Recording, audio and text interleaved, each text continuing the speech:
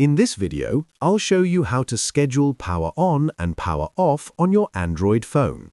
Let's get started. First, go to your phone's settings. Now, scroll down and tap on Additional Settings. Here, you'll find the option Scheduled Power On/Off. Open it. Now, set the time when you want your phone to turn on. For example, you can set it to 7 a.m. Then, set the power off time, like 11 p.m. You can also choose how often you want this to repeat. You can select every day, once, or specific days, like Monday to Friday. If you want, you can fully customize the days according to your routine.